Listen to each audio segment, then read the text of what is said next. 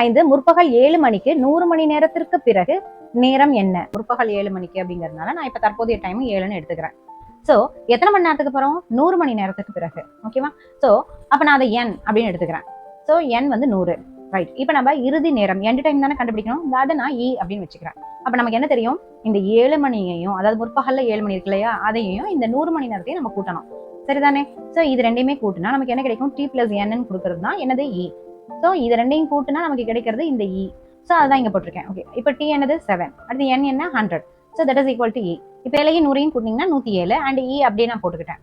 So இப்போ 24 மணி நேரம் ஒருங்கிசைவை நம்ம வந்து இப்போ ஏற்படுத்திக்கிறோம். ஏன்னா இங்க 107 மணி நேரம் அப்படிங்கும்போது அது ஆக்சுவலா நம்ம வாட்ச் கிளாக்ல சோ 24 மணி நேரம் இருக்கக்கூடிய கிளாக்கா நம்ம எடுத்தோம்னா என்ன கிடைக்கும்? சோ 1 2 3 அப்படின்னு சொல்லிட்டு இப்படி போயிட்டு இருக்கோம். 24 இங்க இருக்கும் இல்லையா, அந்த டைம், அதாவது இது வந்து ரயில்வே டைம் நம்ம எடுத்துட்டோம்னா போடுறது ஈஸியா இருக்கும். சோ அதனால 24 மணி நேரம் ஒருங்கிசைவை நான் எடுத்துக்கிறேன். அப்போ நமக்கு என்ன தெரியும்?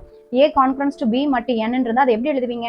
That is a minus b சமம் kn அப்படின்னு எழுதுவோம் இல்லையா, அதைத்தான் இங்க நான் பண்ணிருக்கேன். 107 conference to e 107 minus e அப்படின்னு போட்டு இந்த கான்ஃபரன்ஸ் இருக்கு இல்லையா, இதை நான் சமத்துக்கு ஈக்குவல் பண்ணிக்கிறேன்.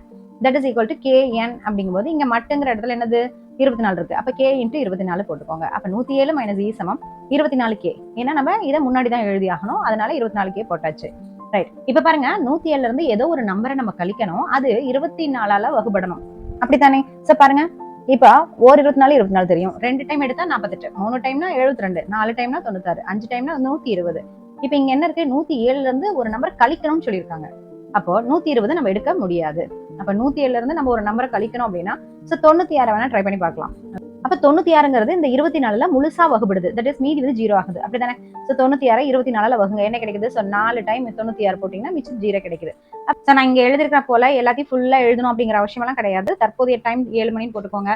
அப்புறம் n நேரத்துக்கு பிறகும்போது அது n is equal to 100 போட்டு எண்ட் டைம் e ன்னு வச்சுட்டு இந்த ஃபார்மேட்டை உருவாக்கி வச்சுக்கோங்க. t plus n equal to e ன்னு போட்டுட்டு சோ 107 சமம் e ன்னு போட்டுக்கோங்க. அதன் பின்ன சோ 24 மணி நேரம் ஒருங்கிசைவு படுத்த அப்படின்னு போட்டு சோ இந்த மாதிரி 107 கான்ஃபரன்ஸ் டு e மற்றும் 24 போட்டு இது வேணா சைட்ல இந்த ஃபார்முலாவை எழுதிருங்க.